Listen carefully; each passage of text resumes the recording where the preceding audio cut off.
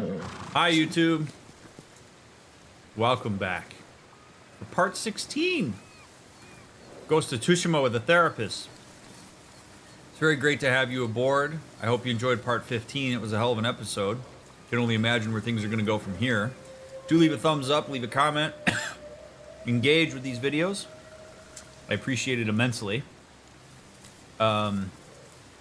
It's been great to have you aboard. I'm looking forward to what's up next. As painful as it has been, there's a real richness in the types of things we get to talk about in this game. So I'm excited to see what's up. So let's make it happen. Take me there.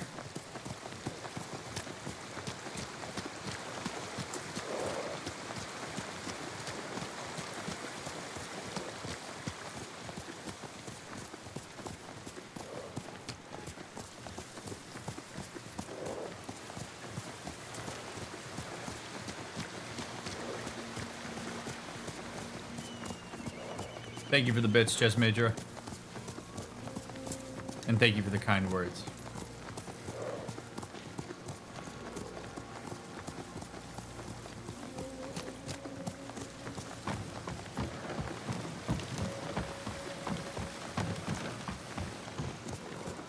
Long ago, chaos ruled this island. It was the samurai who brought order and unified all of Tsushima. We must show our people that honorable samurai still fight for this land. It is time you return home and reclaim the armor of Clan Sakai. It has sat empty since my father died. The past cannot hurt you, Jin. That is true. That is true. The past only hurts you if you let it. But,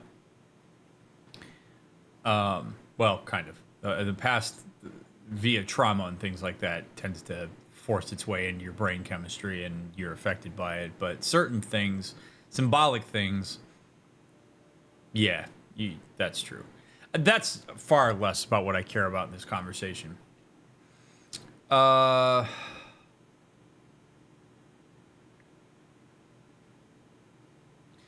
island was chaos and the samurai brought order. I would be very interested to know how willingly the people of the island allowed the samurai to bring order.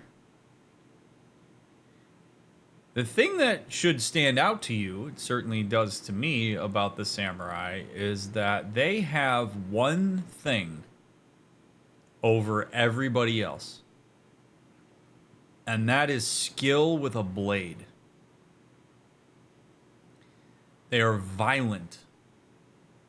They possess the capacity to kill, maim, overpower that general folks just don't have. So we have seen in firsthand in this game, Jin is so damn powerful that we just wiped out essentially the bottom island worth of Mongols. That is some real power. So when you ride in as a family who has the samurai either as part of your vibe or the samurai are like allied with you or subservient to you, you bring order via dominance. It's not really order via everybody collectively decided, you know, this shit's pretty chaotic and I'm kind of over it. You have people come in and again, they're not wholly unlike the Mongols. I realize that the Mongols are pretty damn ferocious and barbaric in what they do, but the concept itself is still very similar. They rule and engage and bring order through force. And so if you comply with law under fear of death, are you really willingly complying? You are, but there's some real duress there. So there's this like when the samurai themselves talk about it as if this was this big, noble, wonderful thing that they did, bringing order to the island. But to what extent did they impose their own customs, their own ideas on people that hadn't seemed to figure it out yet? And arguably, to what extent were things actually chaotic?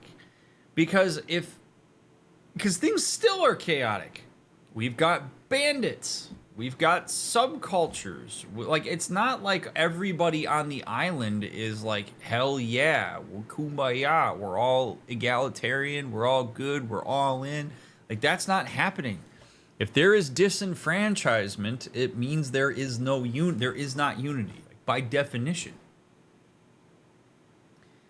So Shimura has this like lofty idea of what the samurai's place in the culture is.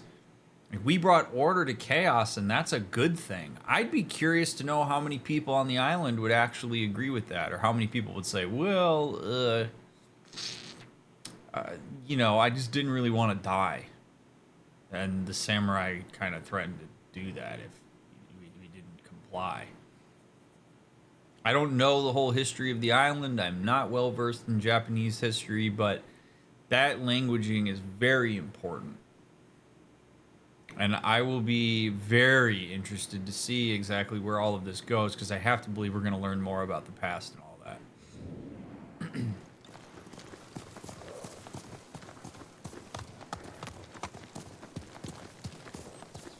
I mean, the Mongol... Look, okay. The parallels here have to be, I'm sure, intentional, but... The samurai, Shimura... They saw the island, and they said it's chaotic, we're going to bring order, we're going to bring order in our own way. That is exactly what the Mongols are doing.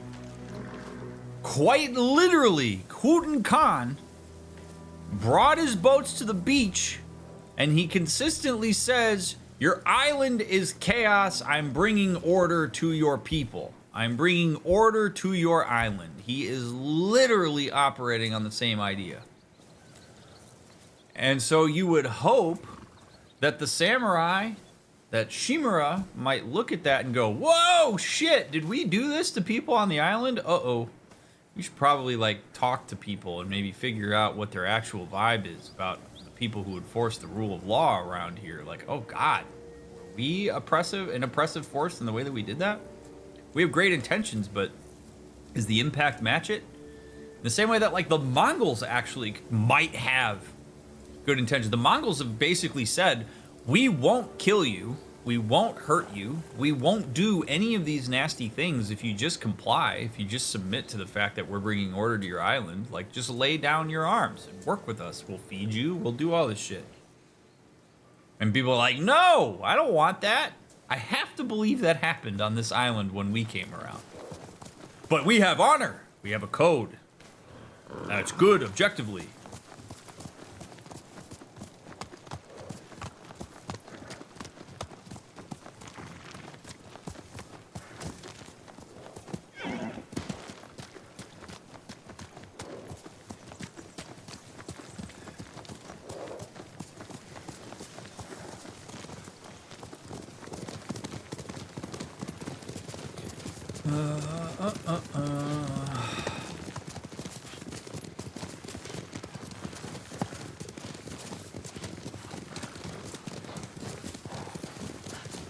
Alright. You smell that?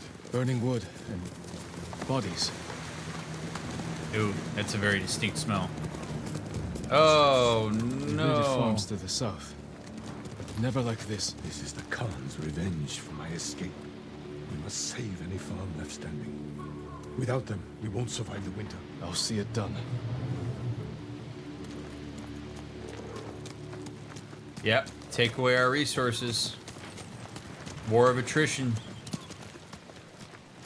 Oh, wowee. What have they done? Mongol patrol ahead! Run them down! They've done exactly what they said they were going to do. I mean, I have to say, they're not liars.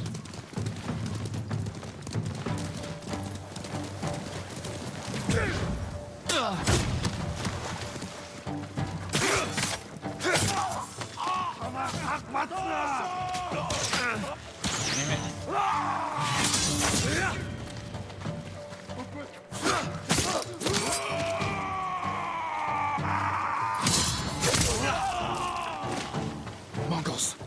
them in Castle Kaneda.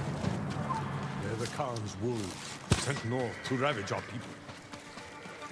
Jin, here!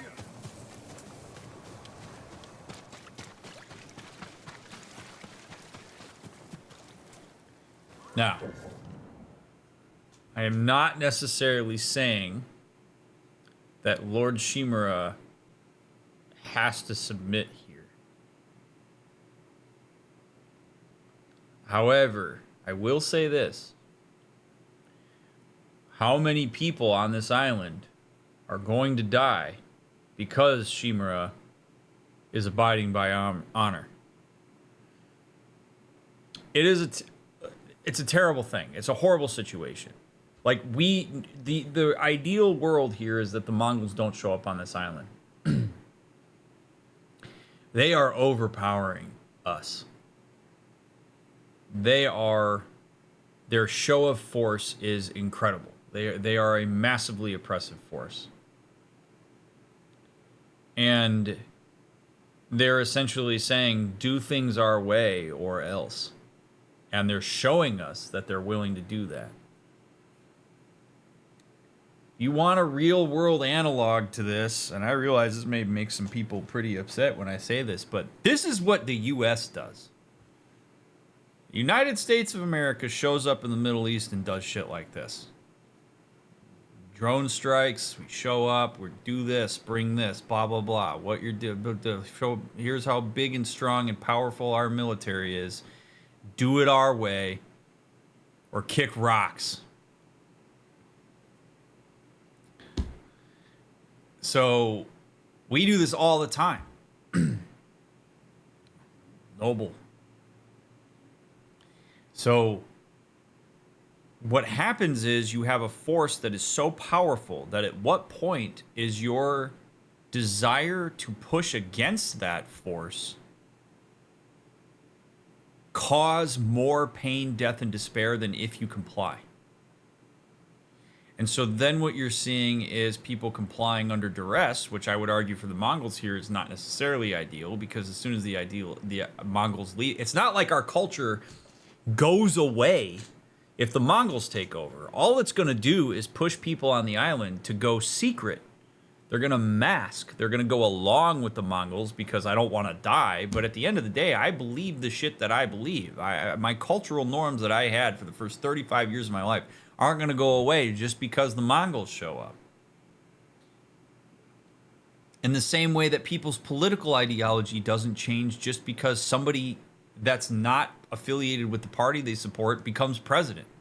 Like, it's not like you have a Republican president and then everybody goes, oh, I'm Republican now. Okay. Like, that's not how it works. In the same way that that's not how it works here. Mongols are going to take over this island and everybody's going to be like, well, shit, I guess I got to, like, figure out how to engage with the shit that matters to me in a way that's not going to get me killed. So this whole thing is shitty because the Mongols are trying to take land that they really don't need, as far as I know, or maybe they do need it because they've run out of resources in Mongolia, and so now they're trying to push forward and survive as a group of people, and they're like, well, hey, you guys can join us in that, or, you know, we'll kill you off so we can take your shit. Like, being an animal sucks, and that's what we are. We're animals. We operate as animals. We just do it in a more technological and sophisticated way. But at what point does Lord Shimura go, you know what? Let's come back to my main original point here. At what point does Shimura go, God damn it, you are killing so many people that I'm supposed to protect? Fine. Khotan, can we please figure out a way to make this work? Where, yeah, all right, maybe I guess I relinquish some land here, but I also want to figure out how we can maintain our culture and our customs because people are not going to buy in the way that you think. This is where diplomacy is so important. But instead of diplomacy, everybody's just like, I want it all. Give me your whole damn island, bitch. And it causes this mess of complexity.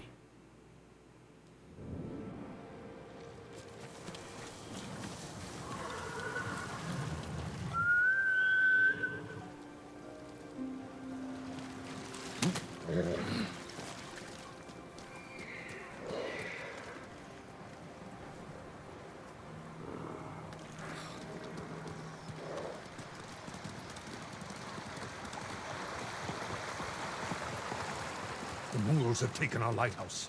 We will relight the flame, show the Khan we're coming for him. And give our people hope. We must find our lighthouses and rekindle every last one. Okay. Oh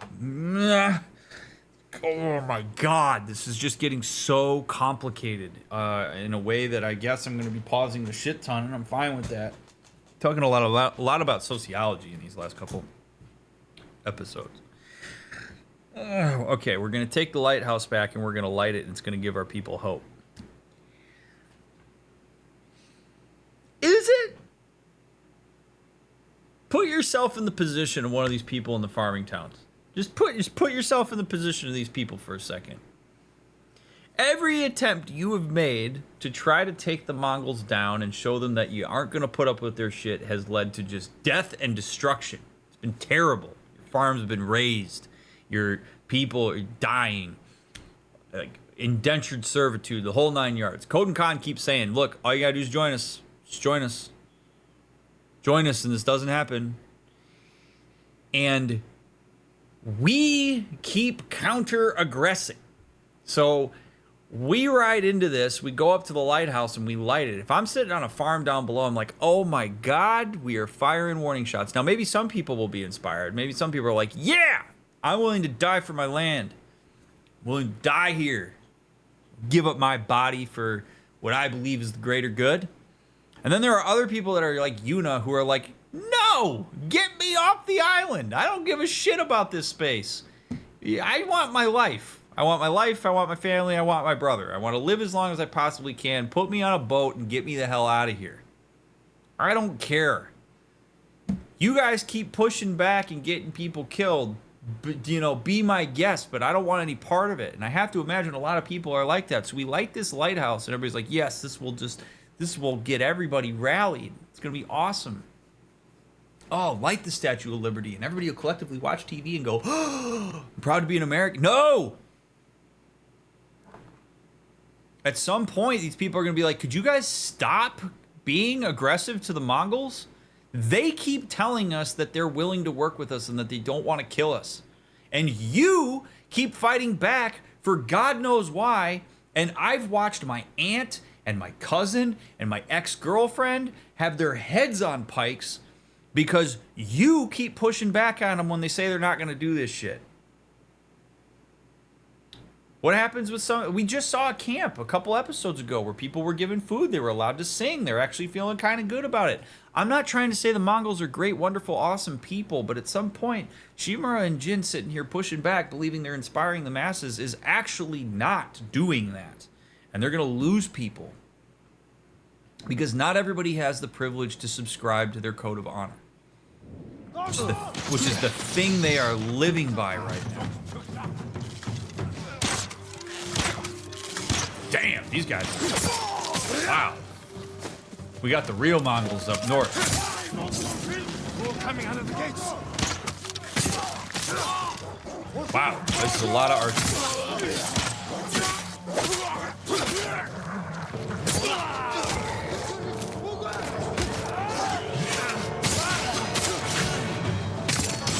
Wow, all right. Yeah, I know. You don't got to keep telling me that. No, I don't want to. Let me use this stance.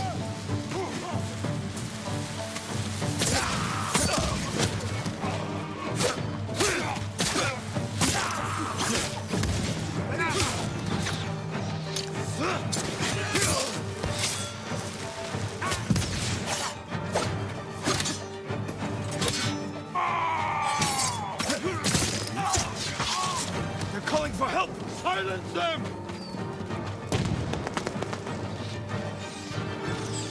Dude, these are real bowmen right here.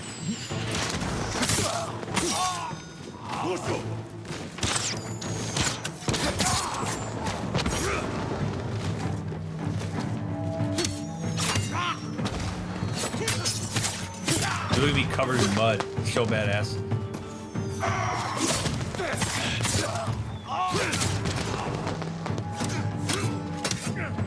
Setting off fireworks and shit.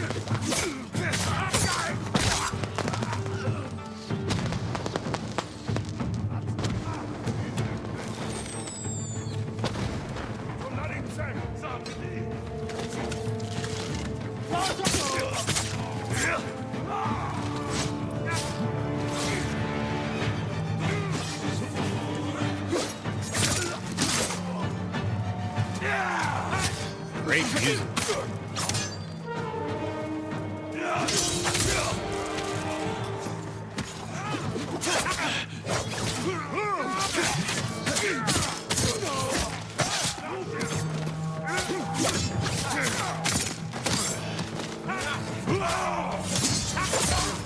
They deserve worse. To trap us.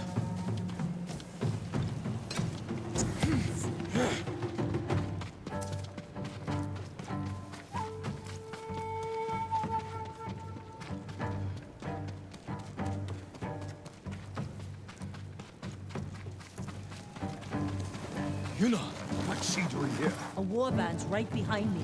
They have explosives. we can use that against them. Ready your bow.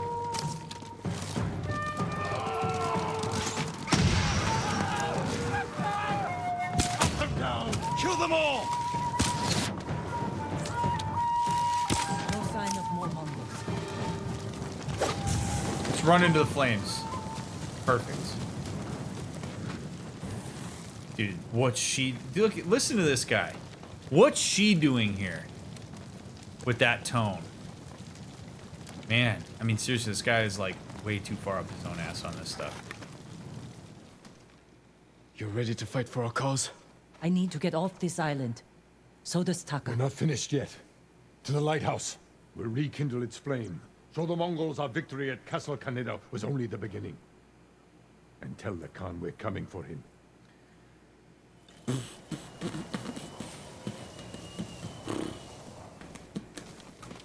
He knows. This is the thing. He knows. He knows! Of course we're coming for him. He's on our island. This is all just peacocking. Why we need women in power? God damn. Turn the lighthouse on. Let them know we're coming. I'm glad you came, Yuna. You were an effective distraction. A pleasure to serve, my lords. We need more warriors like you following us into battle.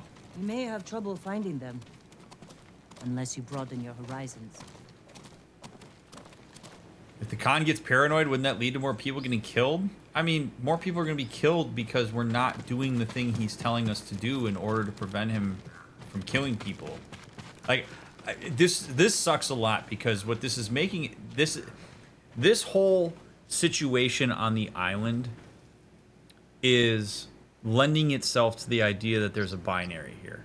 That you're either for the Mongols or you're for the people of Tsushima.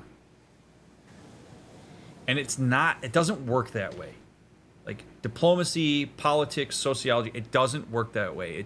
It's way, way more complicated. And so as I'm talking about this, it probably sounds like I'm pro Khotan Khan. I am not. I don't like what he's doing. I think it's terrible. And he is in an immense position of leverage right now. And we are provoking him. People are dying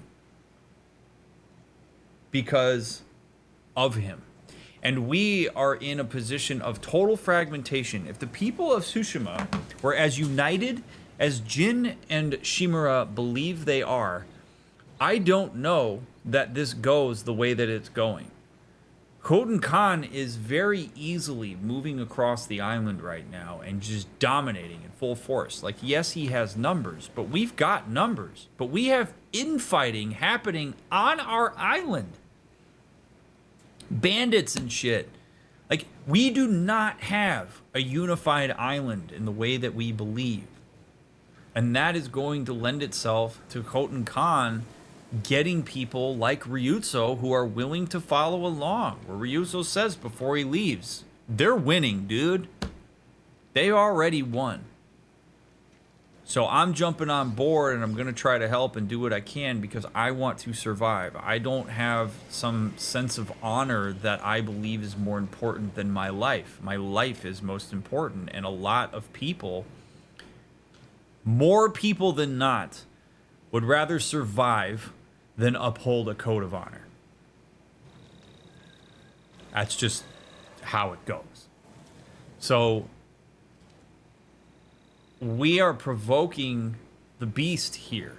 Shimura had plenty of opportunity in that cell as a diplomat, as the leader of the island, to engage with Khotan Khan in a way that was potentially productive, knowing that he has the upper hand. Because, yeah, he did the research. He's got the resources. He's got the technology.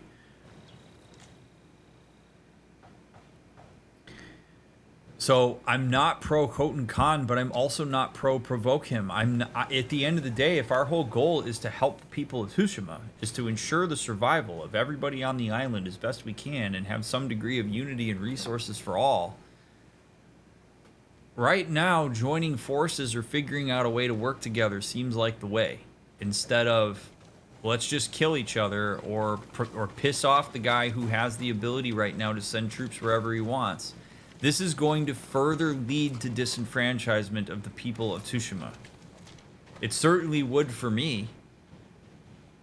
I mean, yeah, I guess there's a bit of bias and transference here, because if I'm a person, blue collar worker on the island of Tsushima, and I see this shit going on,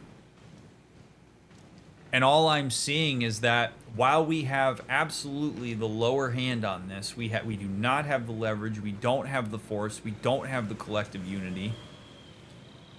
Our leadership is actively provoking the person who's taking over our island, and it's making it worse for everybody because they're burning down farmland. Now they're burning the resources that we could theoretically share.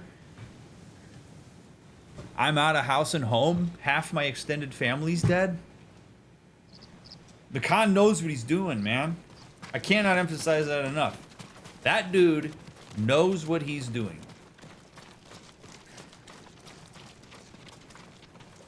We... kinda, maybe, sorta.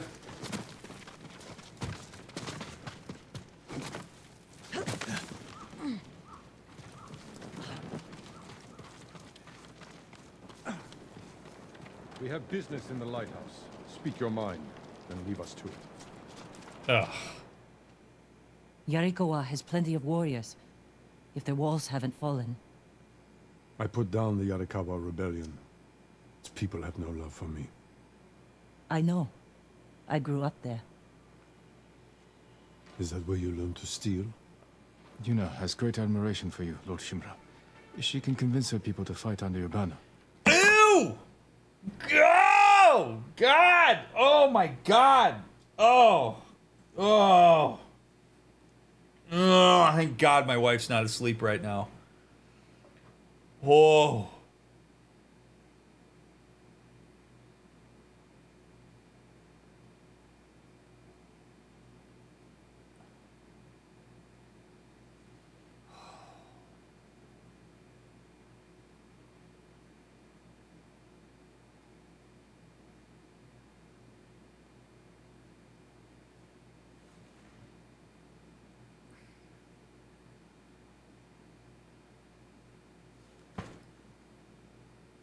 I'll get Lord Shimura out of his cell and everything will be better.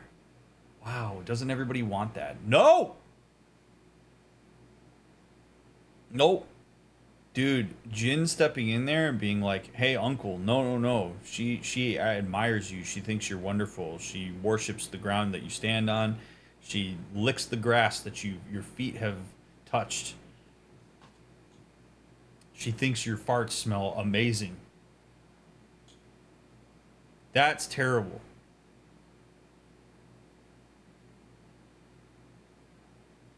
He reveres his uncle, makes the assumption that other people do, and is also placating him. Like, we gotta make sure, oh ye, leader guy is just nice and happy. Everybody loves him. Lord Shimura, you've got big crowds. Everybody loves your crowds. Everybody loves you. You're great. That Whopper was on Burger King. Dude, if his ego, if he's that fragile, it's terrifying.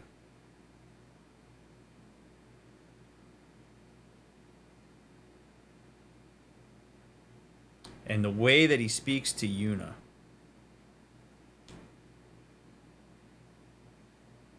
Oh, you grew up there? Oh, you were part of those rebellions? Oh, you're not allowed to come in here. We're better than you. We get to go. She saved him.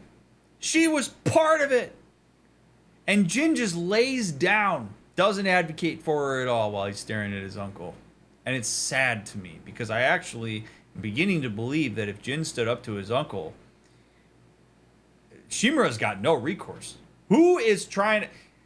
Okay, first of all, think about that. There's so much going on in my head right now. I don't even... It's like exploding. Okay, first of all, let's look back in hindsight here.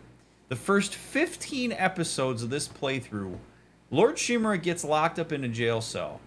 And what does Jin have to do before he can save his uncle? What can he do before? What does he have to do? He has to convince people that it's a good idea. He has to convince samurai that it's a good idea. He has to convince their own people to go get him. Like, it's not like everybody is like, oh my God, we got to get Shimura back. Thank God Jin's here. Dude, you got a plan? Let's get the guy back. We need him. We need our esteemed leader. Nobody did that. Everybody's like, can you like help me with this first? I got some shit I got to tie up before we go do that. Are you sure that I mean, this dude is not as revered as Jin believes that he is. People were not breaking down the door and throwing themselves in mass at this, trying to get him out. I actually think it would have been really powerful shit if we would have walked up to that and there were just piles of dead bodies. And it was all people that were doing everything they could to try, everything they could in a time of desperation to try to get Lord Shimura out of that cell because they believed that he was the one that was going to get everybody going. Like, he's the guy we need if we're going to... That didn't happen. We show up there, there's no dead bodies sitting around that space. And we had to convince a handful of people that we could somehow get in there and that we had a plan in order to get him out of there. And we get him out of there, and he turns around and he looks at one of the primary forces, a person who, by the way, saved Jin's life. Not only saved his life, saved Jin's life. And he looks at her and goes, no, we got some shit to do in this lighthouse, you peasant. He might as well have just looked at her and been like, fuck you, go home. Like, seriously, that is... I am so incensed by the way that he is handling this that, like, it's just... It is... I hold people... I mean, if you've watched any of my other playthroughs, you know this. I hold people in positions of power to a far higher standard than I do other people. If you are a person who is in a position of power who makes decisions on behalf of the masses, you're the one who's moving the pawns on the checkerboard, sacrificing them and whatnot. You're the one that's making the hard calls. You have to be held to a higher standard. You have to have people mad at you for this shit. You have to have Jin look at you and say, are you kidding me? Her ass is coming in this lighthouse, whether you like it or not, bro.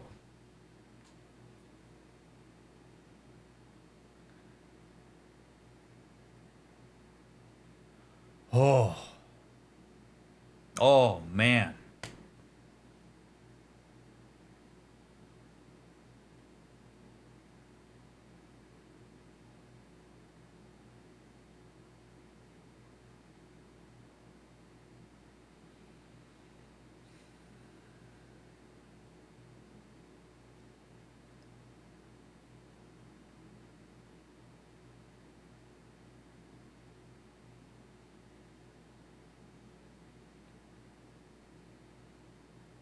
I feel badly for Jin. I do. I feel badly for him. Because he's in a compromised position. He's his nephew, and he does revere him because he was a primary component of his development. He has emotional ties to this man. And as a result, he's going to be blinded. He's going to be blinded. But also, he's going to default to what he knows in a time of dissonance unless he has some scaffolding around it. I mean, I do not like what Jin did there. I don't love that he's speaking for Yuna and saying You know, oh, yeah, no, dude. She loves you with all of her heart, and she reviews you as much as anybody. I don't love that, but I understand it. I get what he's doing. He's trying to toe the line. He's trying to maintain this image of his uncle and also help somebody he feels some degree of indebtedness to in Yuna.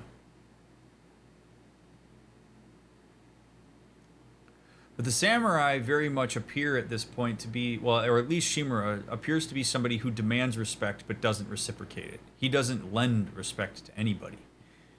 Or at least to anybody that he perceives as being less than him. And that's terrible leadership. And Jin has to sit here and watch that, and I'm sure he's going to have more and more and more dissonance about this. It's going to probably eat him alive to see his uncle treat the people that have really worked hard with him like this. Yuna's in a completely compromised position here. What's she going to do? She can't talk. She's not going to talk back to him. She talks back to him, especially after Jin said that. She loses both of them. And then what? Now she can't get off the island. So Yuna has to play ball because she's in a subservient position to the two, or subordinate position to the two of them. She's already extended beyond any boundary that she thought she may have had, on the hope that they're going to make good on what their promise is, which is to care for and protect the people of the island.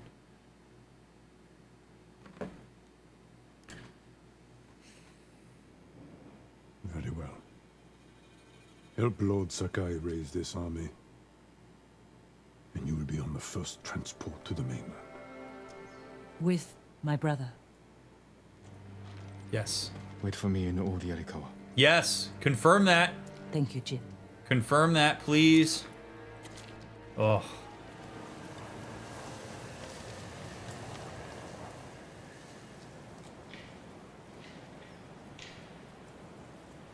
I have altered the deal. Pray that I do not alter it further. That's the vibe right now. You know, they share the same title.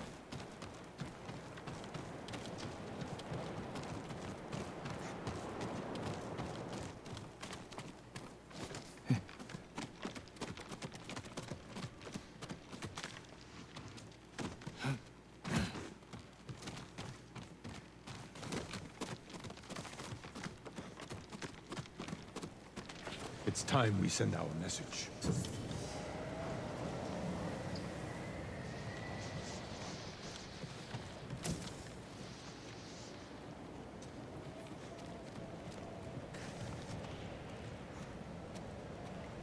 This is one of those moments where I would love to talk to a developer from Sucker Punch. Because I would very much love to know, at this point in the game, what experience they're trying to facilitate for the people who are playing this game. Is this moment of lighting this beacon a moment that you are hoping that when people play this, they feel inspired and empowered and grateful that they just saved Lord Shimura? Are you hoping that people start to experience some of the dissonance of, this dude's kind of a douche and we're doing something that's potentially dangerous for the masses? Like, I just would love to know, like, what the mindset was on this as it was being created.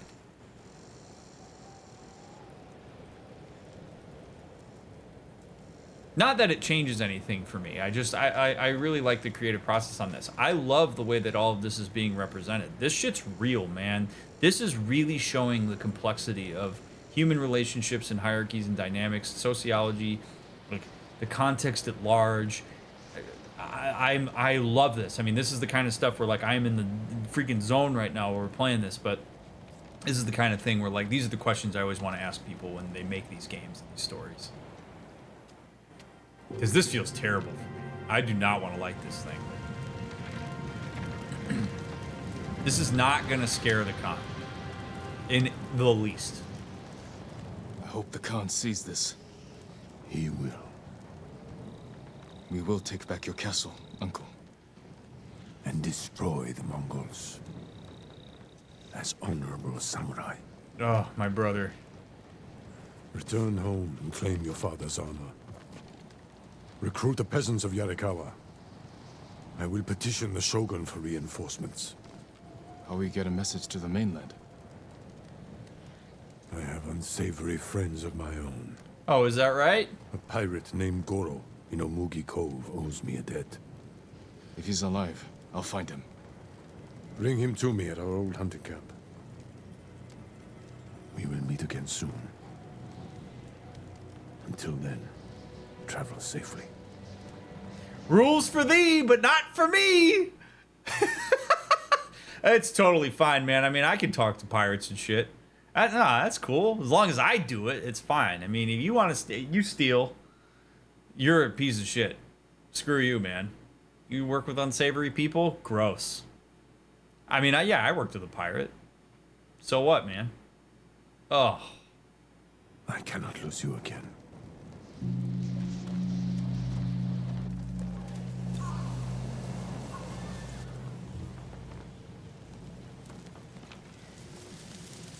Oh. My lord, we freed a Mongol prisoner here. A warrior monk. He wants to speak with you. A warrior monk. I'll find him.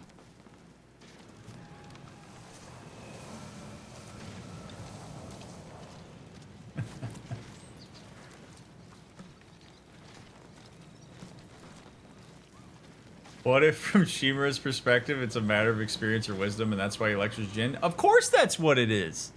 It's the whole respect your elders, dealio. Not only is he an elder, he also holds a position of power in society at large. Absolutely, that's what it is. You're supposed to unconditionally follow me, because I know better. Look, I know I'm ragging big time on Shimura, but there is something to be talked about here. The whole rules for thee, not for me.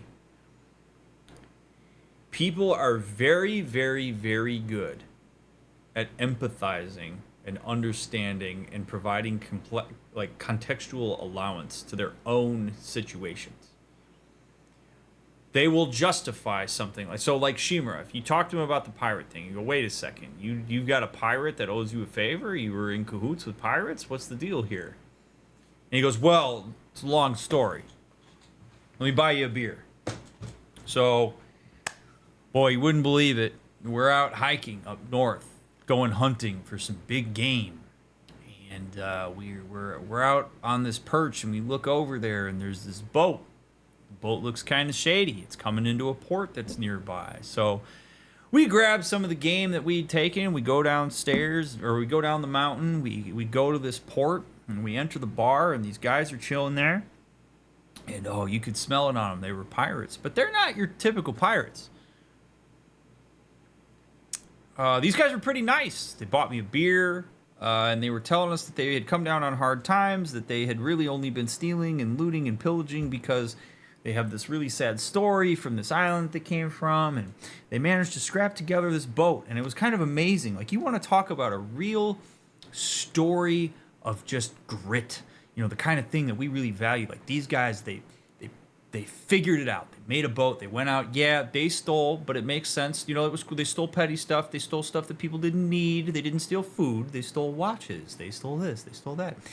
Anyway, that doesn't matter so much. But essentially what happened was we got to talking, and turns out that I had something that was out here, and I needed help, and he needed help. And so I have some resources. I pulled some strings. I got some people I know. I said, hey, man, if you don't pillage this village over here, I'll help you with this. I'll do you a solid, and then you owe me one. And so this guy was super nice. He introduced me to whatever, and he had some friends with her. One of the girls that was with him was really hot. He talked me up a little bit. Got a nice little hookup out of it. It was really cool. It was amicable. It was consensual. We had breakfast in the morning. It was fantastic. She went her merry way. I didn't have to see her again because I really wasn't at a point in my life where I was looking for any kind of commitment or strings attached. So, yeah, that was, good guys. Good pirates. They were nice. They weren't the kind of pirates you're thinking of, Jin.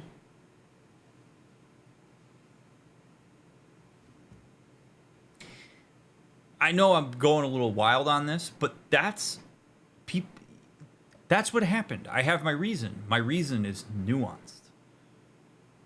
My situation is different because there's a lot that went into it, a lot of decisions I made cognitively along the trail that justified for me why I did the thing that I did, why I paired with what I did, and why this guy owes me one.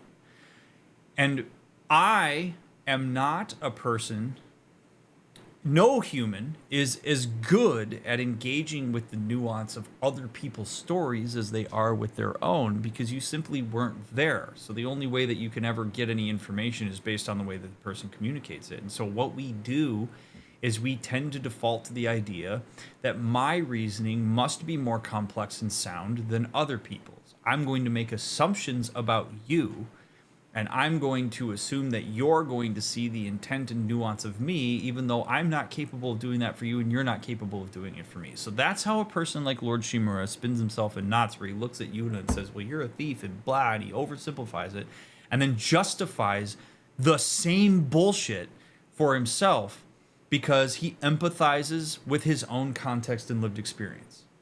And we all do this.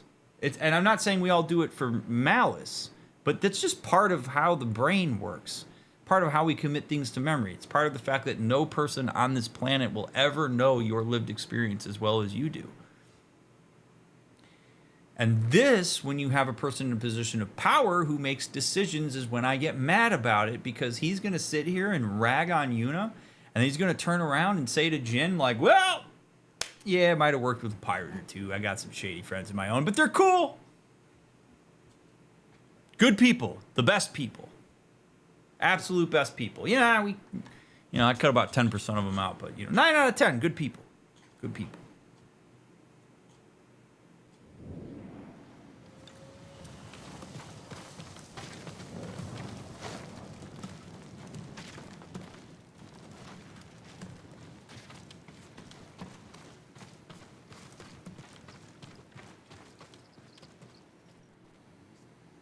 Lord Sakai, my thanks to you and your companions. Where do you serve? Cedar Temple. Our warrior monks rode south to fight the Mongols after we heard about Komoda. But our journey ended here. I'm sorry. What happened? We were ambushed and taken captive. Shoved into a covered pit. No food. So dark I couldn't see my hands in front of my face. I think they took Jogan out first.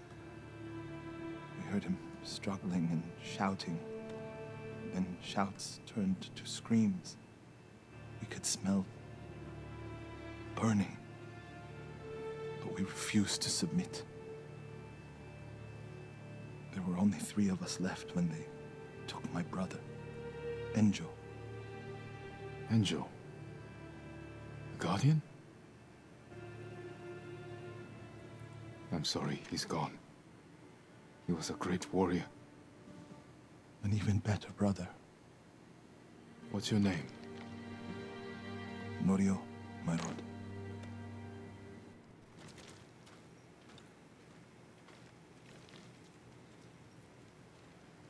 This is where they held us. That hole would barely fit 6 men. I promised it holds double that. Walk with me, Norio. I want to show you something. You rode from Toyotama. What was it like? Kushi Temple was spared, as were the healers of Akashima. I hear the pirate's nest of Umugi Cove still stands.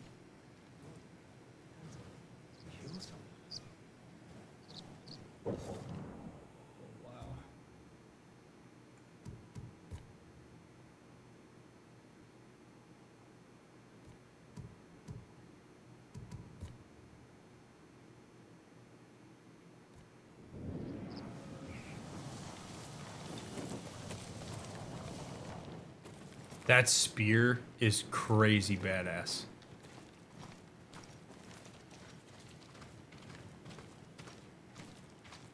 I also love this dude's outfit.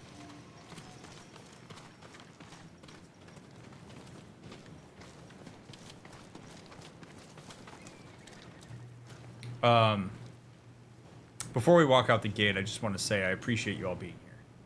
Thank you so much for taking the time to watch my content, for listening to what I have to say, for watching me get incensed by bullshit. I hope that my thoughts, as I articulate them, are helpful or meaningful or educational in some way.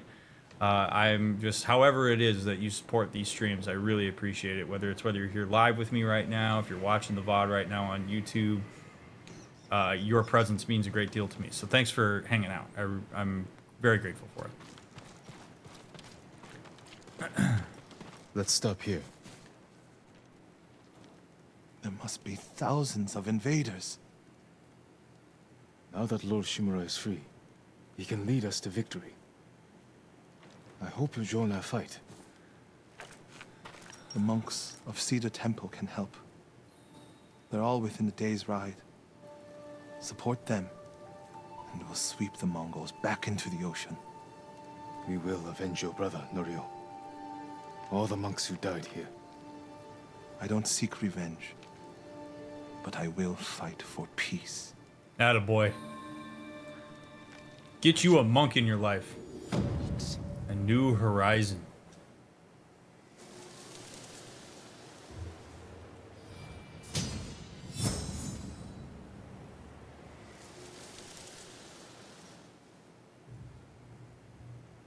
I'll ride to Akashima village to support our healers.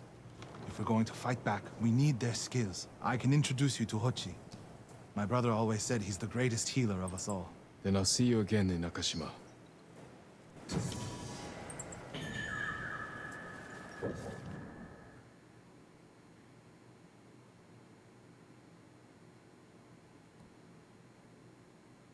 Oh, baby, look at all this. Look at all this.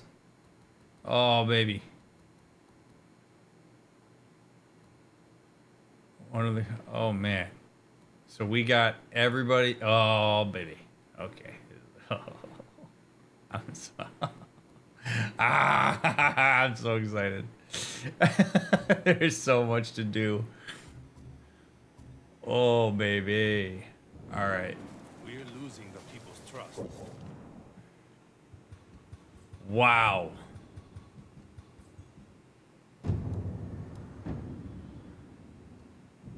What are these?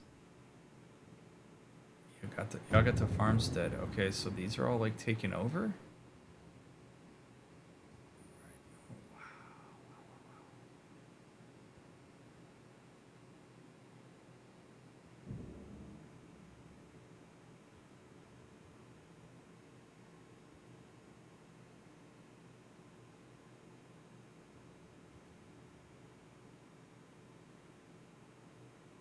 Okay. So okay.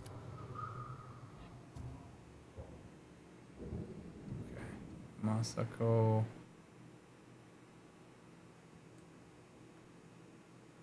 Kenji. Alright, so all these people are chilling. Got Ishikawa. Oh man.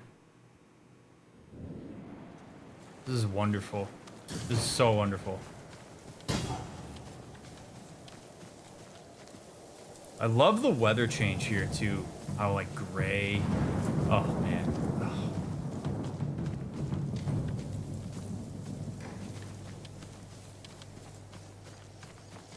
Izuhara is under attack. Hulton Khan is striking back by sending Mongol forces to raid the farmsteads of Izuhara. Liberate the farmsteads to free your people. I would love to do that. That sounds relaxing in comparison to the shit we've been dealing with the last 2 episodes. Oh, sweet. Well done. Thank you. Oh, I only hit that twice. Dum-dum. There we go.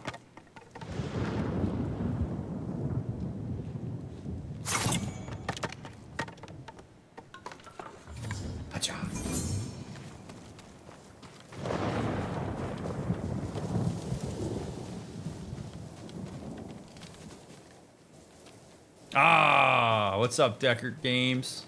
I don't know if it's Brian, Amelia, or Brian and Amelia. It's great to have you in here. Hi. I hope you're well.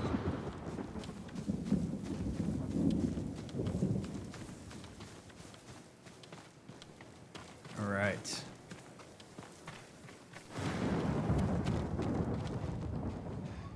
architecture's changed a little bit too, which is kind of neat. It's both of us. I wish I could play this for the first time again. Well, I am playing it for the first time, so, you know, feel free to enjoy it, I guess, as close to the first time as you can through my eyes. This is a great ride. Absolutely fantastic.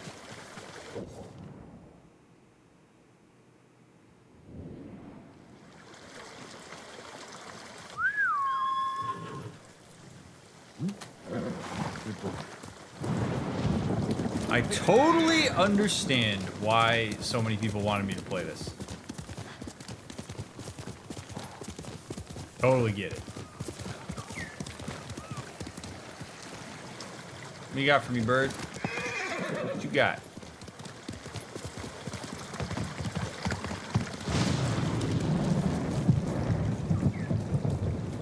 Let's go, Nobu.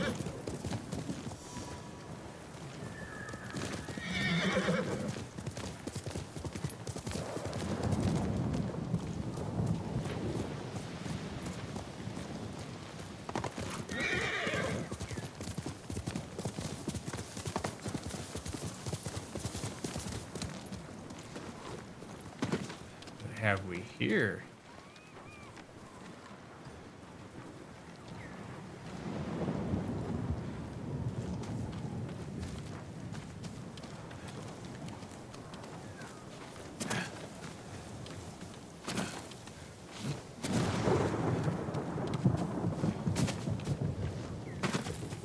Pretty sure I'm not supposed to get in here yet. There's no way I'm supposed to get in here yet.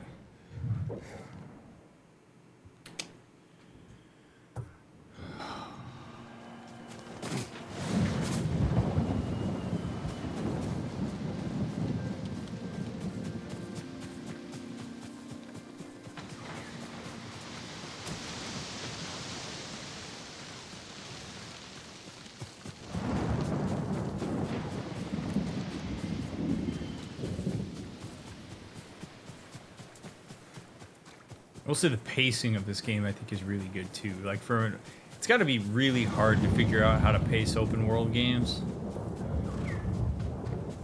So I appreciate very much that this has seemed to have a pretty solid.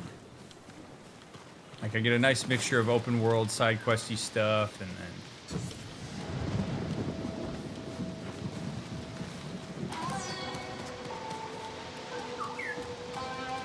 Oh, what do we got? Dueling festival. Your foes will drink and feast on chaos and blood. Interesting.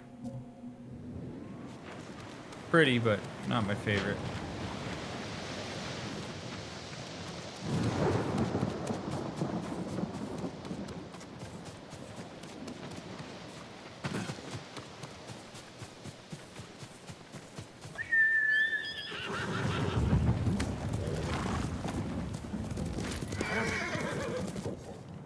Let's go. I kind of want to go to Ishikawa first.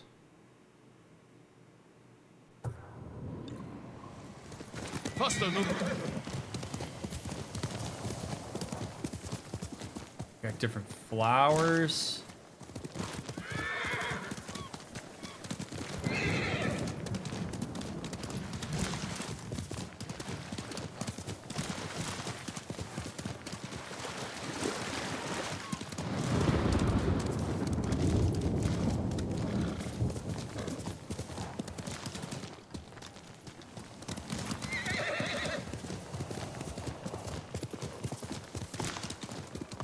Oh, shit!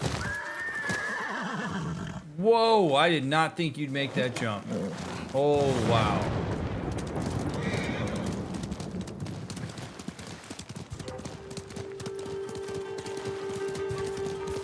I'm right here.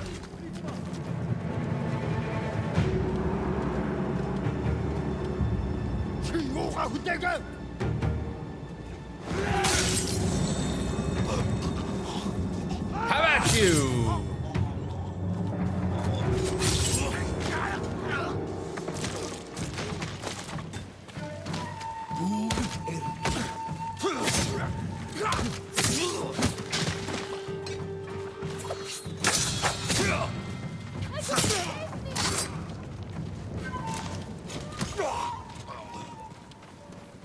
I got you. Hold still. Bless you for rescuing Lord Shimura. Oh, okay. There's no way I can repay you for this, Lord Sakai. You don't have to. Just tell me. How did they capture you? I was traveling the roads, looking for help. But I can't see well at night. Didn't see the Mongols camped along the path until it was too late. If they're still there, I'll take care of them. Go. You're free. Alright, so she's happy Shimura is unlocked. I will take note.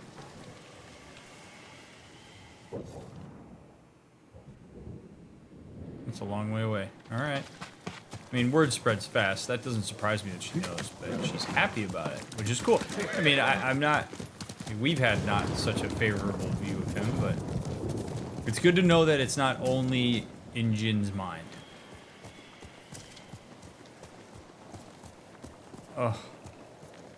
Dude, I want this place right here that I am standing in this game to be a real place that I just want to sit in this grass and feel this air and look at this water, and I want the clouds to look exactly like that.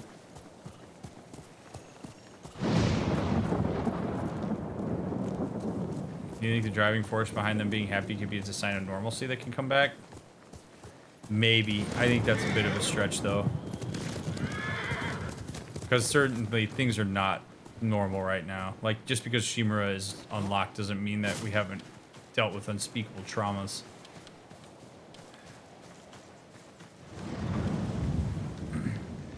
These are dark times, my lord. It would be wise for you to seek aid from Kami. Their shrines lie beyond the Torii gates. Sometimes I wonder if they hear our prayers. They're always listening and watching. If you persist in your efforts, they will answer. Thank you. I'll keep trying.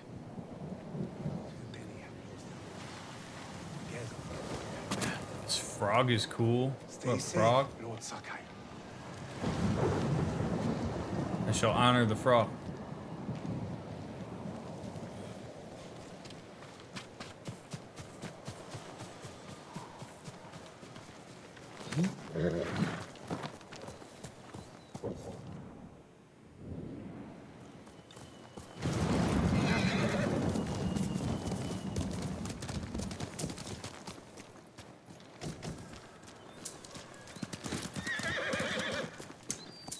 Also, this is not directed to any person in chat. I'm just saying it just in general for anybody who may need to hear it.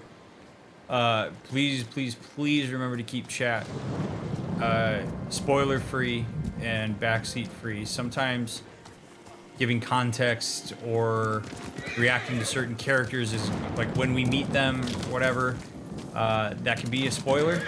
So just be mindful of information that in any way could compromise the novelty of the experience. My lord, please. I don't know how to help this man. What's going on? What's wrong with him? He speaks of torture, madness, a monstrous ego who tears people from this world and flies them into hell. Sounds like the ravings of a madman. Yet, there are moments when his head clears, and he describes strangely dressed Mongols who appeared on a stormy night, chanting with demonic voices. I believe they are real, and that they drove the people of his village mad. A place called Drowned Man's Shore. In Akashima. I'll look into it. Be cautious, my lord. After hearing this man talk, I find it harder to sleep at night. Well, this sounds like a quest for me.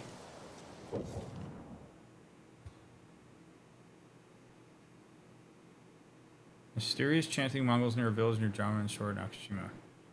I should investigate. Wow.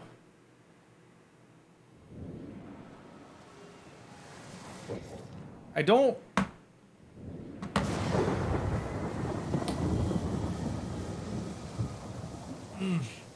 So there've been a few games where we have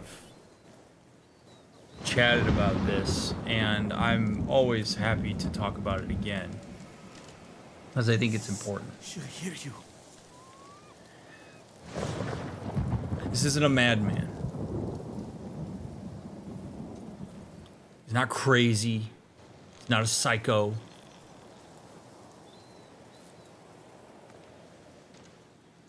Looking at this guy's mannerisms suggests that this is real to him.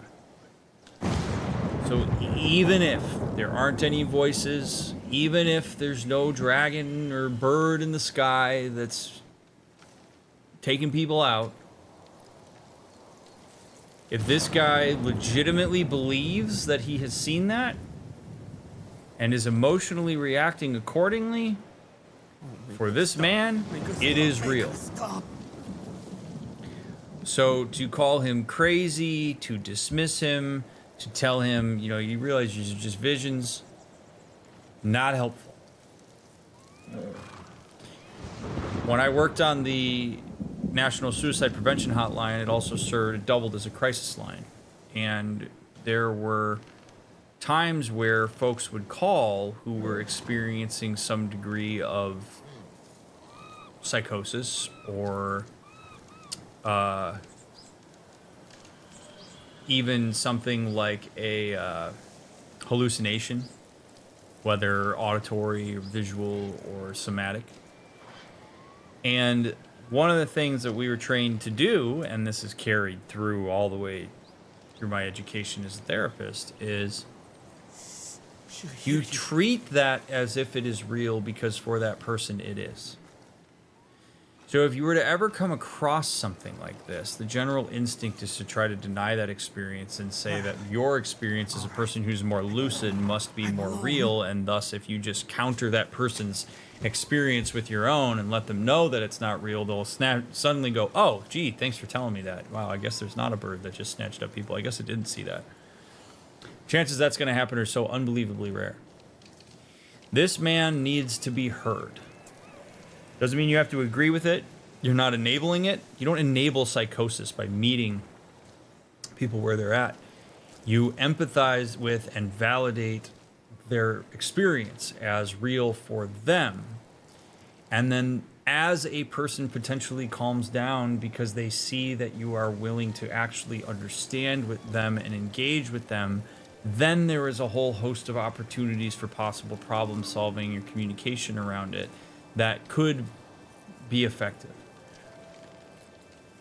Maybe help a person return to some sense of mindfulness, help them understand the context through which the thing that they're experiencing may or may not be real. Maybe there's some ambivalence, maybe there's a bit of some holes that you can poke that are non-threatening to that person or whatever, but you don't know how to do that until you've done a proper assessment and validated where that person's at. Calling him a madman and being like, ooh, I don't like that. That dude's a psycho. That doesn't help anybody. It's not a compassionate way to engage with him, and it's a denial of his reality in the same way that if this guy said, you know, hey, there's a big giant octopus in the sky, and we said, no, there's not. I don't see anything in the sky. If this guy was in a position of power and seeing the octopus in the sky was the normative experience, and we look up and we're like, dude, I don't see it. That would become incredibly distressing if everybody around you is saying, no, there's an octopus up there. And that would essentially be what we'd be doing to him if we were to deny his experience. So I know I'm belaboring this, but it's something I feel very, very strongly about. Not that you should be an expert in understanding how to work with somebody who's experiencing this kind of a thing. This is where having somebody who's trained to handle this type of thing is incredibly important. But should you ever be in a position where somebody is talking about this type of experience and looks to be legitimately distressed by it, meet them where they're at. Be curious about their experience. Treat it as if it is real for them, even if you yourself are not having a similar experience. And you are more likely to at least begin solving the issue than you would if you deny it outright. Let's go, Now, I really want to go there because I want to see what's going on with this. So we're going to. I also want to see who the hell is this guy just riding his horse out on the beach like this. Here, you. Oh! The Mongols have an eye in the sky. If their eagle sees you, it will alert nearby enemies. Whoa. Oh, I thought I died there.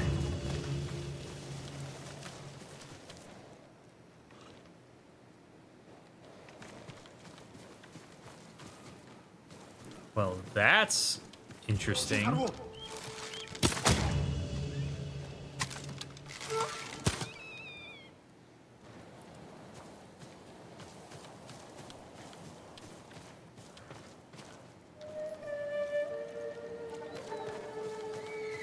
So now I can't, you're telling me I can't trust birds? Ugh. This is a damn disaster.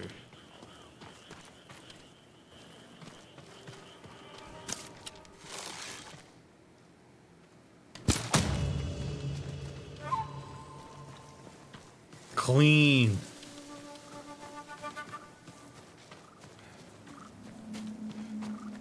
Not necessarily. I would think that asking what they're seeing or hearing could also translate as I'm not seeing or hearing. No. That's kind of like similar in the vein of like when people worry that if you ask if a person's suicidal, you're gonna like put some idea in their head that they either like should be or that it's gonna make it more okay for them to do it. Like no. You're being curious about a person's experience. Honestly, a person doesn't have to be experiencing psychosis in order for you to do that and benefit from it. It's always okay to ask for clarification on what people's experience are. It's better than making an assumption and acting on the assumption.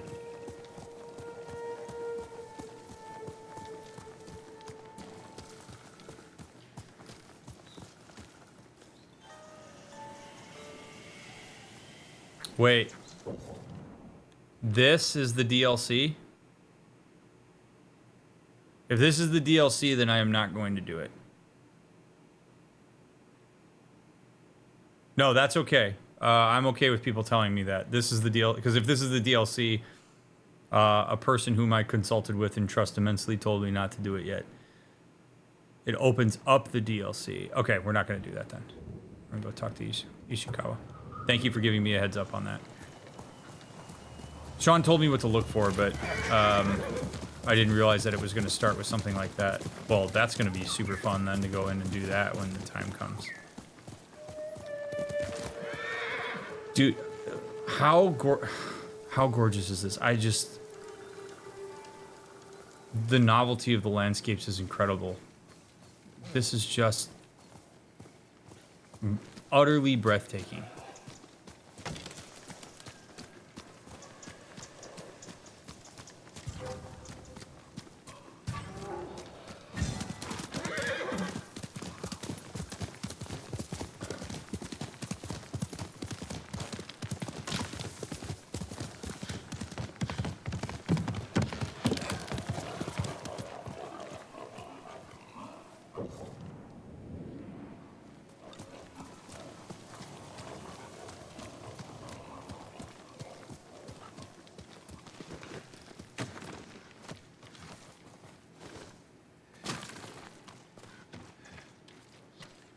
These buildings are really neat.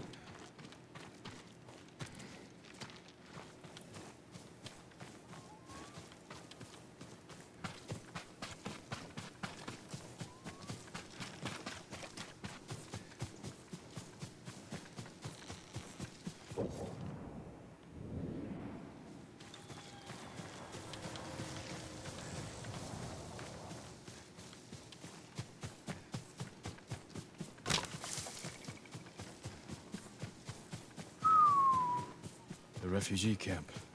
Sensei Ishikawa said he'd meet me here. Have I ever been to Japan? No. My wife really wants to go. Like, I'm pretty sure if we travel anywhere else before we go to Japan, she'll kill me. So we are actually, as part of our budget for the upcoming year, we're going to be trying to figure out how to save up to make a trip out there. She's going to spend the year kind of planning what she wants to do and whatnot, but my wife is like desperate to go. She's just like dying to go. So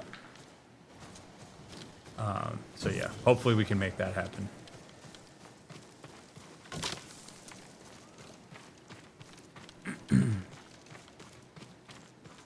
I too would really like to see it, and I'll be honest, playing this game I think really boosts that, but maybe a stream goal. Let us all chip in and send you. I've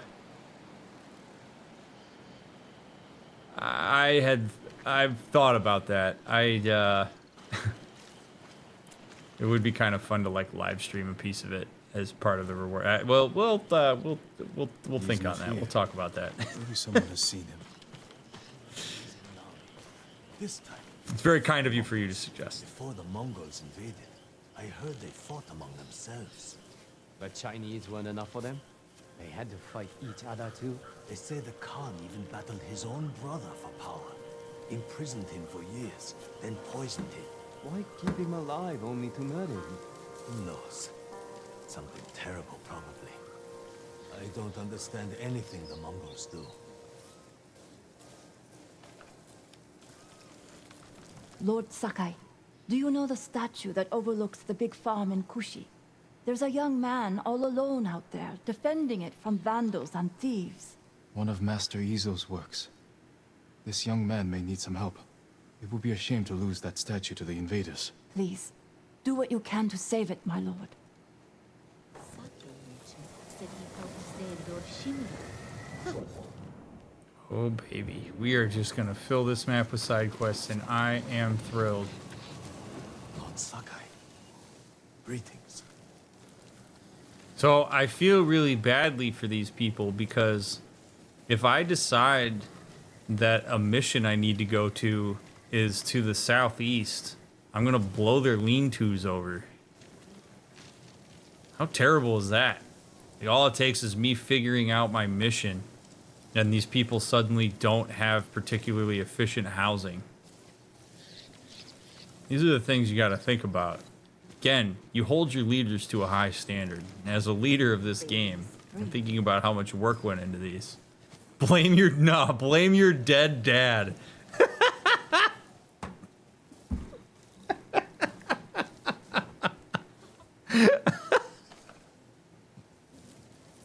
Sorry, it's my dad. It's my dad. Oh man. Shimura has everything he needs to win. I wish I had. Wait, do we have new armor dyes now that I'm up north? It appears that we do. Oh, dude, Tadayori's armor is so good. Look at that. Look at that. Oh.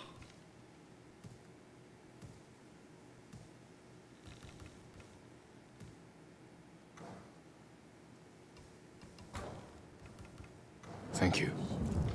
Always the victor. He bakes Where the hell is Ishikawa? his enemies into Your victories give us hope. strikes without mercy. Ishikawa, where you at, my brother? There. Oh, yes. Here he is. Alright, what you got for me, my guy?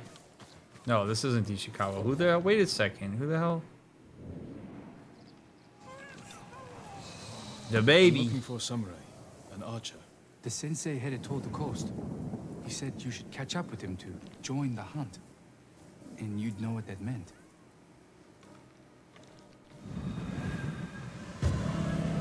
Dreams of conquest. I really wish that would have said join the hunt.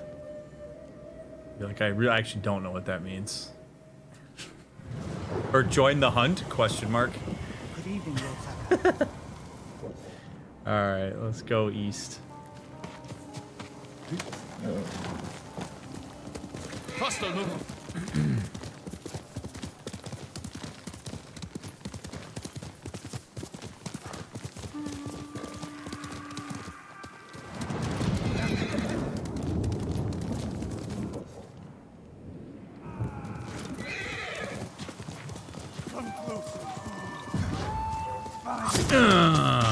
Sensei Ishikawa is in trouble. Yeah. Yeah. Ah. Son of a bitch. No. No. No. Oh, the rock. Oh man, he had the high ground.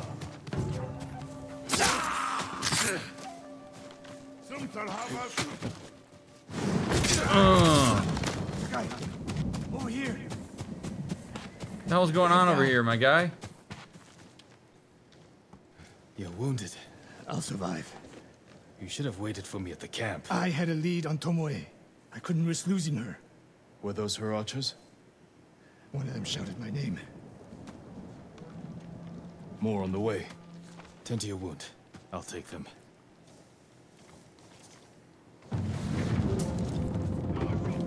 Defeat the Mongol archers. Oh, God. Dude, this is like the worst quest for me.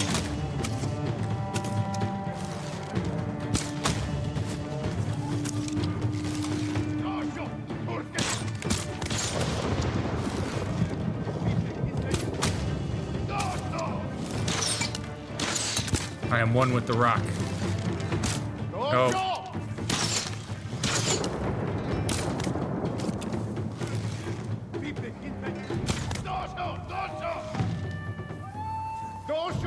Since I can only carry, I can carry 1,000,000 pieces of armor, but can only carry 8 arrows.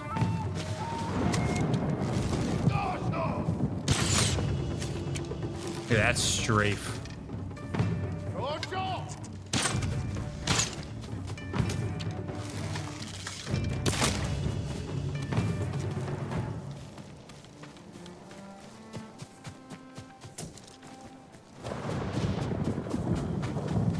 Not bad, Sakai. Thanks.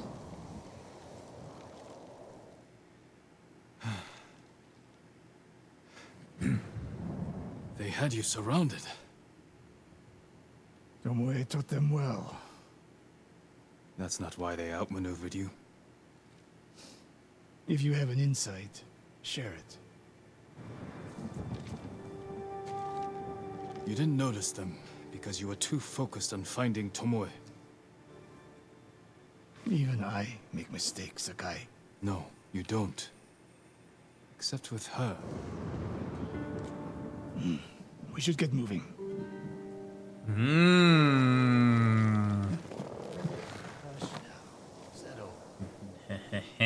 Jin, you caught him. It's great. The importance there, by the way, is not the gotcha. The importance there is that Jin recognized an anomaly. Now, this is something that it literally drives my role as a therapist. And I tell folks this all the time, clients, supervisees, etc. Is I am a huge proponent of looking not just at patterns, but at pattern disruptions. So humans have a tendency to be quite patterned in the way that they respond to things. We are relatively simple creatures, albeit how complex we are. And you often learn a lot about people when you see their typical patterns disrupted, particularly if the disruption is of their own doing. So this is a perfect example of this. Sensei Ishikawa is methodical, rarely, if ever, makes mistakes, thoughtful, takes the big picture into account, etc. You put Tomoe into the sphere, and there's a pattern disruption. All of a sudden, he becomes very one-track minded. He doesn't cover his ass. He doesn't take the meta into account. He gets rushed. I mean, we saw the rash decision he wanted to make way back several episodes ago when he's like, let's just burn the town to the ground, sure. You get a lot of information, but the only way that you can actually use that to your advantage or use it in order to gain any kind of insight or additional assessment around a person is you have to pay attention. You have to observe. You can't just go through like a wrecking ball where you're only focused on your own shit. You want to learn about people, you should observe them. You should look at their patterns.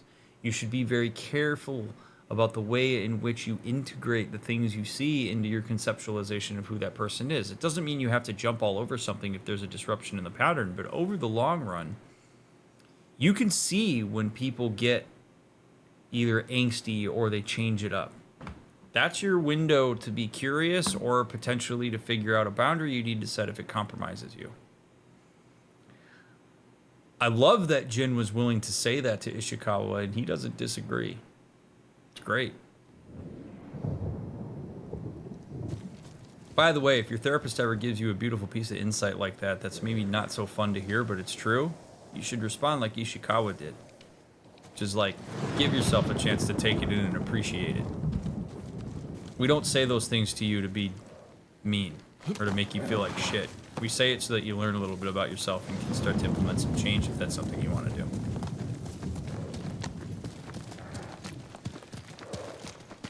What do you know about the camp?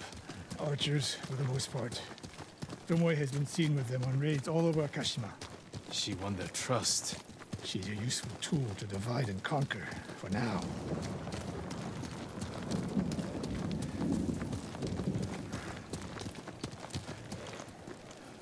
I just want to point out, this furthers my point, that the island of Tsushima is not particularly united.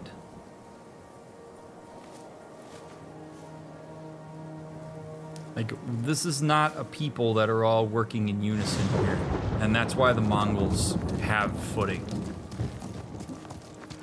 A lot of infighting.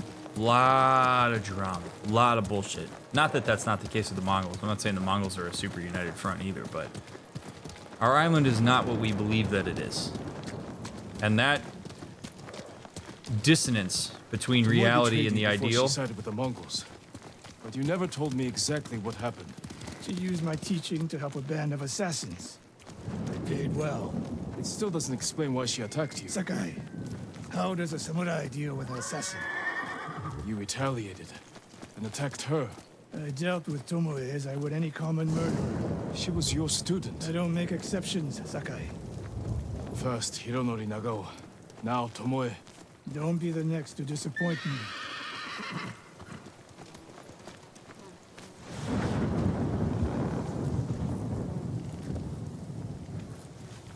That is very interesting. I actually respect that he doesn't play like favorites or doesn't make any changes in his principle for like a person just because they have some degree of like closer role to him. At least if that's actually true that he does that, I can respect that for sure. You know, like rules are rules, or my principle is my principle. The consistency of principle usually matters more than anything else. He is quite cryptic. Has been since we met him.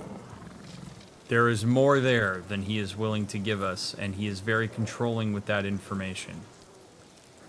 It seems to me at this point in his relationship with Jin, Ishikawa's power is the power of information. He is certainly a excellent fighter, excellent archer, but he knows that his skills are diminishing, so now one of the ways that he plays ball is by either sharing or withholding information that may or may not benefit Jin, which is kind of scary. I don't love that. Whether that was a threat or not, I don't know. I mean, even if it was a threat, I don't know that I would really be worried about it. Like, it's not like Ishikawa really did anything about the people that have betrayed him. You know, like, Tomoe's running free right now.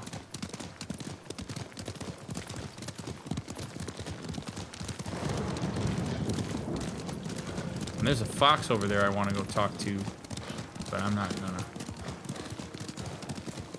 At least I assume there's a fox over there. There's something that matters over there. I'd love the use of fireflies to mark stuff. They hunt people for sport. Sport. Practice. They're ruthless. Indulging violence weakens the warrior. Like too much food or drink.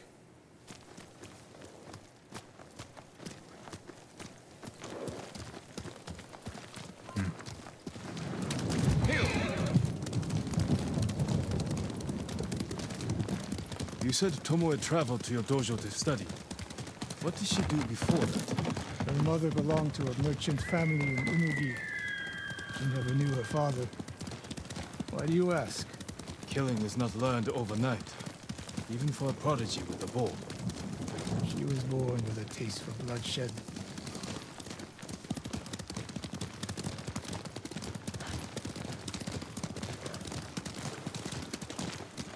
More of Tomoe's work.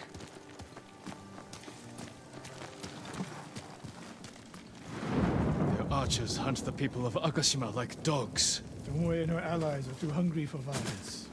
A killer masters a weapon. A samurai masters himself. You've devoted your life to mastering the bow. To the bow, yes. Not to killing. Now you're splitting hairs. I've tied a wounded man to my horse with a bowstring. Used an arrowhead to cut meat when I had no knife. You're saying a bow is more than a weapon. And a samurai is more than a killer. Hell yeah. I like that. That's good. That's nice. If we can't win Tomoe back, we have no choice. We have to kill her. I trained her. I share the blame for her actions. I will end this. No, you don't. You only share the blame if you encouraged her thirst for violence. Correct. I made her my student. I should have seen the darkness in her. You didn't see it, and that scares you. It bothers me. Jin, look at Jin doing my job. I don't have to say anything. Hell yeah, dude.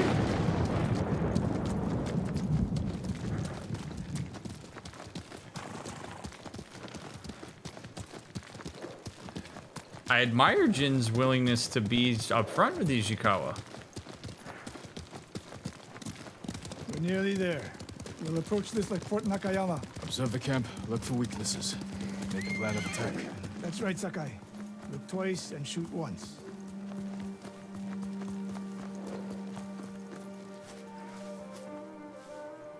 No, you're good, Kiar. You're good.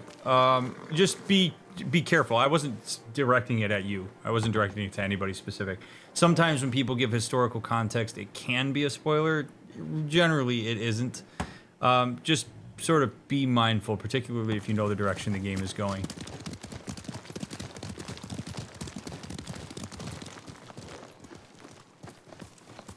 I don't like the whole born with the thirst for bloodshed thing.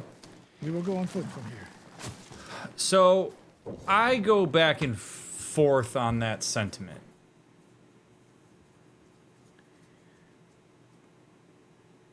Because there are people who are born with a brain that is one of a sociopath. Like, that exists. There are people that are born that do not possess the same capacity for empathy that a typical person might.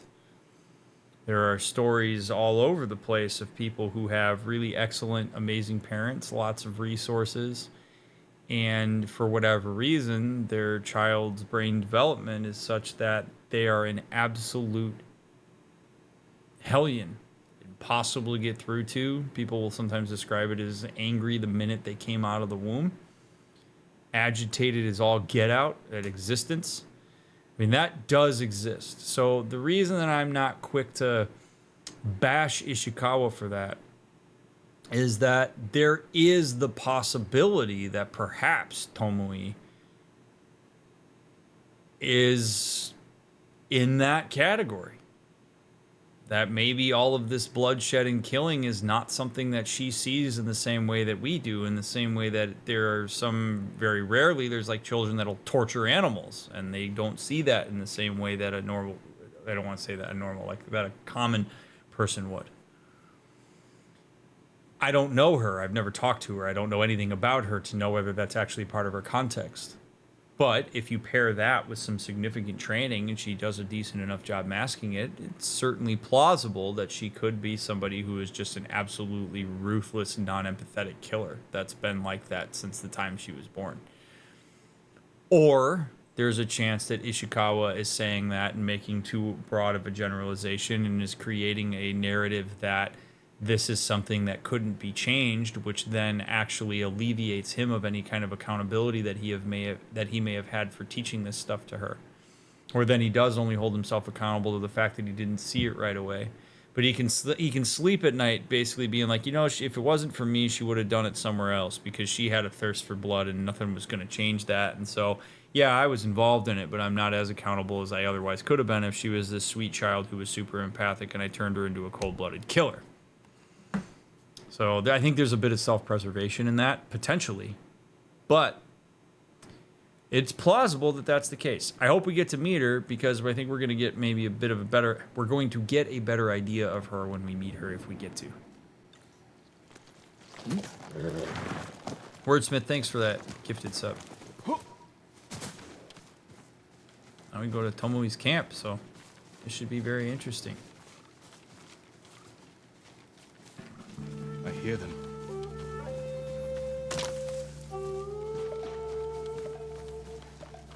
Definitely a camp for training archers. Oof. I mean, this is... So look, this is brutal shit. Lends itself potentially to some of the former. Mongolian-style archery. A hybrid. Tomoe is teaching them. Training to fight samurai. We will give them more to learn.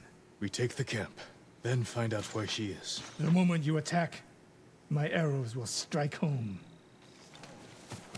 I'm going in guns blazing. What up?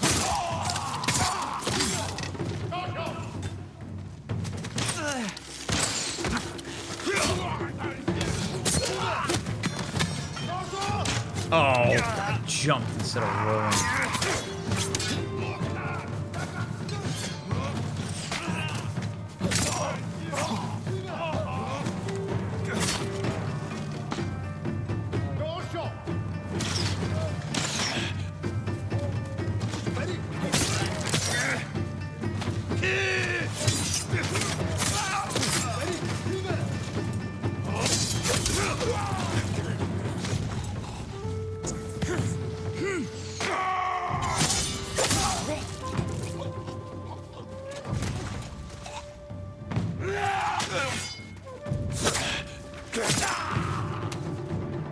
I saw at Castle Kaneda. No fluke. You are improving. Tomoe is not here. Let's make sure. Look around.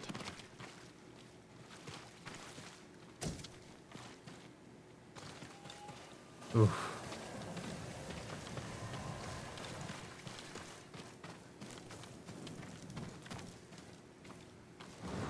A message in Japanese. What does it say? Great Khan, conqueror of Tsushima. Before the year is over, your archers will know all I do about killing samurai. And I will deliver the heads of Sensei Ishikawa and Jin Sakai. Tomoe was here. I'd say so, Ishikawa. Yeah. She wrote about us.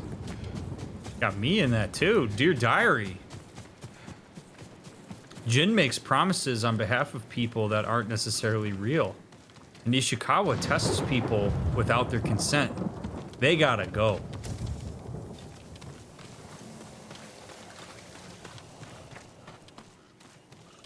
A supply list.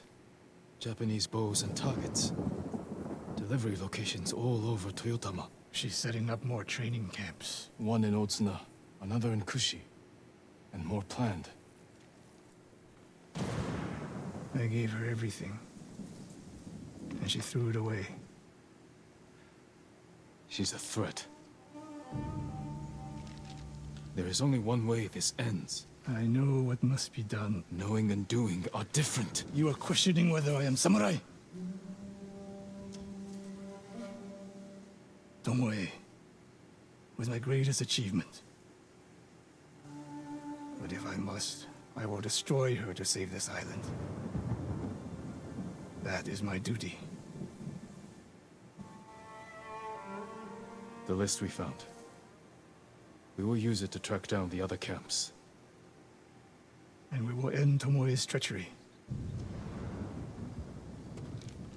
Sakai! You are a fine warrior. You could become a great leader. But do not question my integrity again.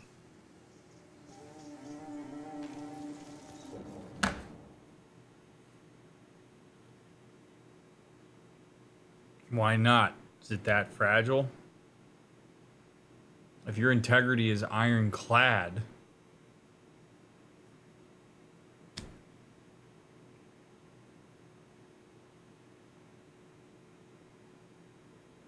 I don't know that you get touchy when people question it.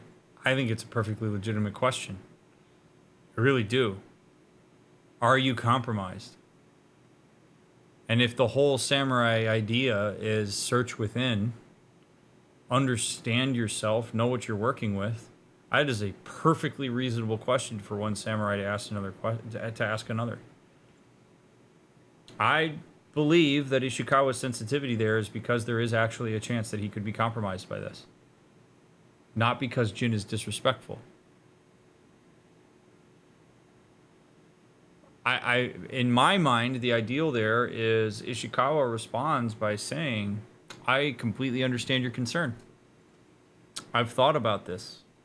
It is going to be really hard. She's my greatest achievement. It's going to be really hard to look her in the eye and try to kill her the honorable way as a samurai. But if it means the people of the island versus my own personal conviction, I'm going to go with the people of the island. And I've made my peace with the fact that I may need to kill her. So, you know, is there anything more you need from me in order to mitigate that worry that you have about my willingness to do what needs to be done? Let me know. That's what somebody with ironclad self-awareness and integrity says there. Not, don't ever question my integrity again. I don't even think he was questioning his integrity.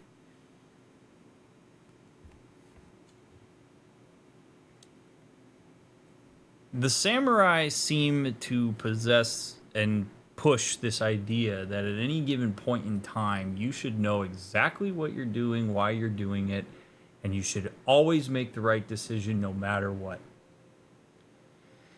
And it seems that any time a samurai is put in a position where they have to be human, where they question things and feel anxiety, and there's nuance and complexity and no clear right answer, they get all ruffled up because it's counter to what their expectation is of themselves. And the fact of the matter is, the expectation the samurai have for themselves is very unrealistic.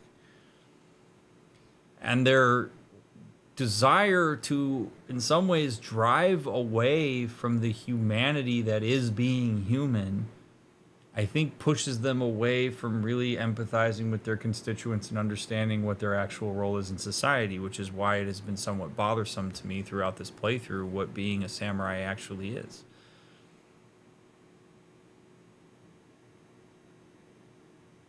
I would be more concerned, if I was Ichikawa, I would be more concerned if Jin wasn't questioning it. If Jin wasn't trying to appreciate the nuance of this situation. Of essentially being like, yo, if you're not willing to pull the trigger, do you need me to do it? That's a perfectly reasonable conversation. This whole like, you know, well, I'm your elder and I've been at this longer and blah, blah, blah, so you shouldn't question it.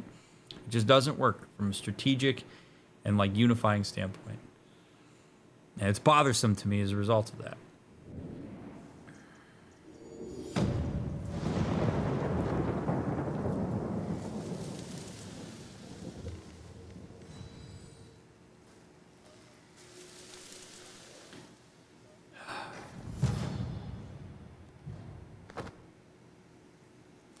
I notice you usually say calm people live, tense people die when running in games. But is surrender a third option between those two paths? The choice is life or death against an enemy you know could kill you. Like with Tomoe, she was a prisoner. That's a tense situation. Even if she's trusted now, we don't know what the situation she's in. Yeah, I mean, well, when I say calm people live, tense people die, I mean that more of like decision making. I don't mean that from a actual like what you do physically standpoint. Calmness is often derived from a presence of mind, understanding what you're working with. Knowing what your emotional experience is, what it tends to push you to do or be more likely to do, and curbing that to whatever direction you deem to be the right way to go is. As far as surrender, I very much believe in surrender as an option. I very much believe that self-preservation is a more like nuanced and complex thing than tends to get like represented or talked about. Like we would talk about surrender here as being like, or at least the samurai would, they talk about surrender as being cowardly. Like she joined the Mongols, how dare she? You mean like your code and love for the island isn't more important to you? Blah, blah, blah, blah, blah. The reality is, if she was in a Mongol jail cell or was about to be killed and she's got a skill that the Mongols want and she values her survival, yeah, you turn coat. Of course. It's part of what we were talking about at the very beginning of this stream. Like, at what point are you causing more problems by not surrendering? At what point are things worse for you and the people around you because you're resisting something that... And again, if Tomoe wants to die, and she's like, no, I will go to my death as a person with the identities that I hold deeply and care for. I respect that too. Like that's fine. It's the choice is the big point here, and you don't have a lot of choice. Like, that's the whole complication of this entire situation of the Mongols invading the island in the first place. But yes, surrender is an option. We don't know what's going through her head. The whole problem with this quest line is that Ishikawa is making a shitload of assumptions about her based on the past, based on an entirely different context. The second the Mongols hit this island, you have to throw away the past as a way to try to understand what's happening in the here and now. The Mongols showing up on this island have turned everything upside down. People are now in trauma crisis mode. People are now having to deal with survival in a way that maybe they have not had to deal with any time recently. This would be like if you're, living in, I don't know, you're living in Nebraska, and then all of a sudden Nebraska gets invaded by a foreign country, and Nebraska is occupied, and they're burning all the cornfields, and Omaha is under siege. The people of Omaha and the people of Nebraska are going to start acting a hell of a lot different than they are right now. And you can't use that pre-existing condition to try to predict what they're going to do. And it's the same here. So this is why I want to talk to Tomoe. I want to know what her thought process is. I want to understand her. There seems to be very little interest around here of people understanding the context, wanting to get to know the situation that they're in more effectively. We, being in a position of power, have the luxury to do that, and we're not doing that. And it's a shame, because I do think a lot of this bullshit that we've been dealing with in this game could be avoided if there was a willingness on all sides to do that. But we're all pigeonholed. Mongols bad, us good. That splitting is not helping. Everybody's got their reasons for doing what they're doing. If you listen to them and understand them, you're more likely to be able to find some kind. It's not going to be a perfectly middle ground, but you're more likely to find something. Humans are pretty reasonable if you validate and engage with them first, rather than make a whole bunch of assumptions about them and treat them as objects. So, we'll continue our search for her and engage with all these other wonderful side quests in part 17. Thank you very much, my friends, for hanging out with me for this episode. I hope that you enjoyed it. I certainly did. There was a lot of wonderful stuff to talk about. I got pretty heated there. Thank you for continuing to keep the playthrough spoiler free. I am grateful for your presence. Those of you that financially support the stream in any way, thank you very much for doing that. It's very generous of you. It was a great playthrough. Really, really good playthrough. So, can't wait for the next one. If you are binging, see you right here in the next episode. If you're waiting for the next one to come out, get it out to you as soon as we can. Leave a thumbs up, leave a comment, come hang out with us live sometime. I appreciate you. You matter. I'll see you in the next one.